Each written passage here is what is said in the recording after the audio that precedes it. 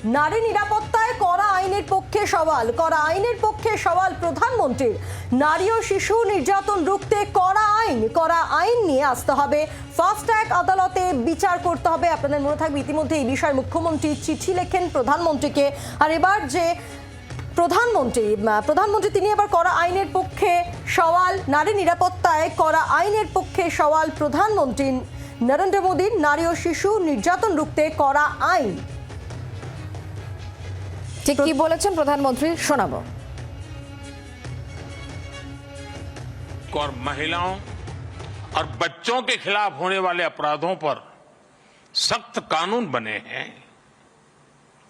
महिला अत्याचार से जुड़े मामलों में जितनी तेजी से फैसले आएंगे, आधी आबादी को सुरक्षा का उतना ही बड़ा भरोसा मिलेगा।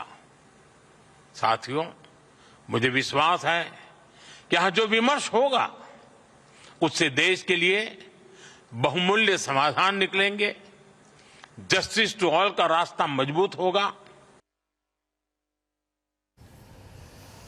আমরা বিষয় নিয়ে আরো কথা বলে জানবো। রাজীব এই মুহূর্তে আমাদের সঙ্গে রয়েছেন, আমাদের প্রতিনিধি টেলিফোন লাইনে। রাজীব, একদিকে মুখ্যমন্ত্রী মমতা বন্দ্যোপাধ্যায় তিনি দ্বিতীয়বার প্রধানমন্ত্রীকে গতকাল চিঠি দিয়েছেন এবং সেই চিঠি তিনি পোস্টও করেছিলেন সোশ্যাল মিডিয়াতে, এবং যেখানে তিনি উল্লেখ করছেন যে এই ধর্ষণের বিরুদ্ধে কড়া আইন আনার কথা মমতা বন্দ্যোপাধ্যায় বলেছেন। আর এবার এই একই বিষয়ে প্রধানমন্ত্রী তিনিও সওয়াল করেছেন, নারী এবং শিশুদের বিষয় নিয়ে উল্লেখ করেছেন। কতটা গুরুত্বপূর্ণ?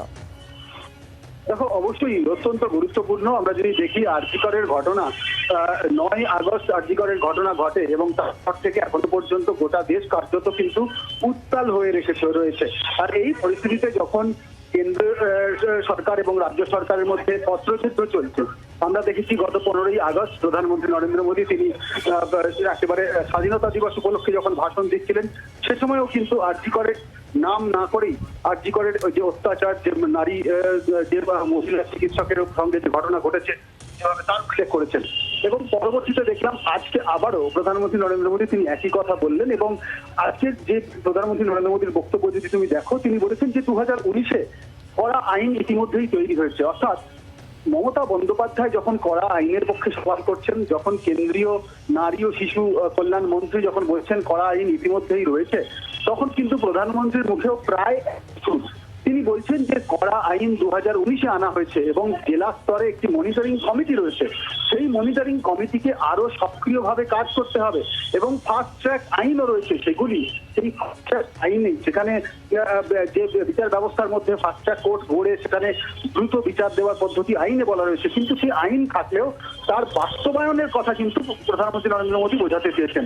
এবং এটি অত্যন্ত গুরুত্বপূর্ণ। আজকে যখন প্রধানমন্ত্রী নরেন্দ্র মোদী কথা বলছেন, তার আগে মমতা বন্দ্যোপাধ্যায় তাকে একাধিকবার চিঠি লিখেছেন এবং কড়া আইনের কথা বলছেন। শুধু মমতা বন্দ্যোপাধ্যায় নয়, তৃণমূল কংগ্রেসের সর্বভারতীয় সাধারণ সম্পাদক অভিষেক বন্দ্যোপাধ্যায়ও কিন্তু একাধিকবার সোশ্যাল মিডিয়াতে অত্যন্ত কড়া আইনের পক্ষে সওয়াল করেছেন এবং তারা সরব হচ্ছেন তৃণমূল কংগ্রেসের প্রায় সমস্ত নেতা। সেই জায়গায় দাঁড়িয়ে আরজিকরের ঘটনাকে সামনে রেখে প্রধানমন্ত্রী নরেন্দ্র মোদীর আজকে এই বক্তব্য অত্যন্ত গুরুত্বপূর্ণ এবং যথেষ্ট তাৎপর্যও রয়েছে। যখন তিনি নারী ও শিশু নির্যাতন রুখতে কড়া আইনের কথা বলছেন, যখন বলছেন আরো কড়া আইন আনতে হবে এবং ফাস্ট ট্র্যাক আদালতে বিচার করতে হবে।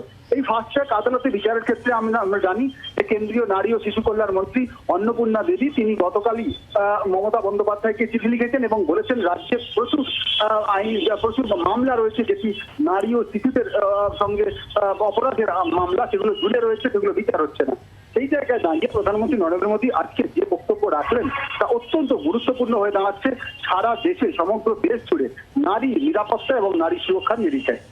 সঙ্গে থাকো, আমরা কথা বলবো। তৃণমূল নেতা অরূপ চক্রবর্তী রয়েছেন আমাদের সঙ্গে। অরূপবাবু, নারী নিরাপত্তায় কড়া আইনের পক্ষে সওয়াল প্রধানমন্ত্রীর এবং তিনি বলেন যে 2019 সাল থেকে কড়া আইন রয়েছে এবং ফাস্ট ট্র্যাক আদালত রয়েছে। সেক্ষেত্রে বিচার ব্যবস্থা তাড়াতাড়ি করার জন্য সেগুলো বাস্তবায়ন করতে হবে যেই আইনে যা যা বলা আছে, এবং একই সঙ্গে তিনি বলেন যে আরও কড়া আইন আনতে হবে। ইতিমধ্যে মমতা বন্দ্যোপাধ্যায় তিনি 2বার চিঠি লিখেছেন এবং তারপর আজ প্রধানমন্ত্রীর এই বক্তব্য কিভাবে দেখছেন? দেখুন, প্রথমত এই ইস্যুটাকে সবার সামনে প্রকাশ্যে প্রথম দিন থেকে সোচ্চার হয়েছিলেন আমাদের রাজ্যের মুখ্যমন্ত্রী মমতা বন্দ্যোপাধ্যায়। দেশের প্রধানমন্ত্রী হিসেবে মুখ্যমন্ত্রী তিনি চিঠি লিখেছিলেন দেশের প্রধানমন্ত্রীকে, যাতে নারী সুরক্ষার বিষয়টাকে সামনে রেখে সারা দেশব্যাপী ফাস্ট ট্র্যাক কোর্ট গঠন করা এবং ধর্ষণের মতো ঘৃণ্য অপরাধের ক্ষেত্রে যাতে দ্রুত বিচার হয় এবং মানে সর্বোচ্চ সাজা হয়, সেক্ষেত্রে তিনি উদ্যোগ গ্রহণ করেছিলেন। আজকে মাননীয় প্রধানমন্ত্রী যে কথা বলেছেন সেই কথা মুখ্যমন্ত্রীর চিঠির রিফ্লেকশন বলে প্রাথমিকভাবে আমরা মনে করছি। কিন্তু তার সাথে সাথে নরেন্দ্র মোদীকে এটাও বুঝতে হবে যে আজকে তার রাজ্য গুজরাট, সেই রাজ্যে যখন ধর্ষকদের স্বাধীনতা দিবসের দিন জেল থেকে বের করে এনে মালা পরিয়ে বরণ করে বলা হয় যে তোমরা যেহেতু একজন বিলকিস বানু মুসলমানকে ধর্ষণ করেছো তাই তোমরা ধর্ষক নও, তোমরা উপযুক্ত ব্রাহ্মণ এবং সদ্গুণের অধিকারী বলে মালা পরিয়ে বরণ করা হয়, তখন কোথাও আদতে নরেন্দ্র মোদীর আজকের বক্তব্যটার কোনো গুরুত্ব থাকে না। নরেন্দ্র মোদী মাননীয় দেশের প্রধানমন্ত্রী, তার নিজের নির্বাচনী কেন্দ্র বেনারস হিন্দু ইউনিভার্সিটিতে অমিত মালব্যর আইটি সেলের নেতা কর্মীরা, যাদের ছবি খোদ নরেন্দ্র মোদীর সাথে রয়েছে, যোগী আদিত্যনাথের সাথে রয়েছে, তারা যখন একজন পিএইচডি স্কলারকে সেখানে ধর্ষণ করেন, তারপর 22 দিন কেটে গেল, উত্তরপ্রদেশ পুলিশ তার বিরুদ্ধে অভিযোগ দায়ের করেনি, কারণ যেহেতু তারা ইনফ্লুয়েন্সিয়াল, তাদের ছবি দেশের প্রধানমন্ত্রী বা উত্তরপ্রদেশের মুখ্যমন্ত্রীর সাথে রয়েছে।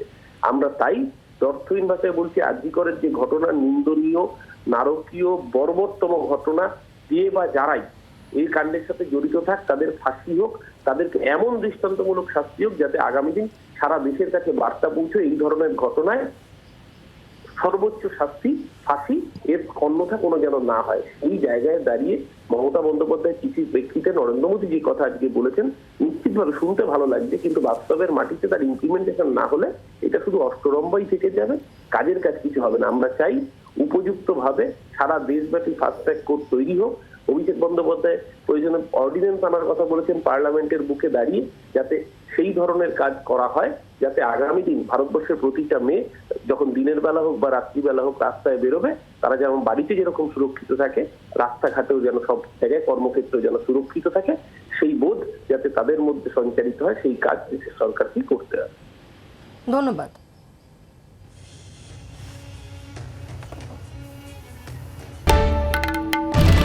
বাংলার আওয়াজ, বাঙালির আবেগ, জি 24 ঘন্টা।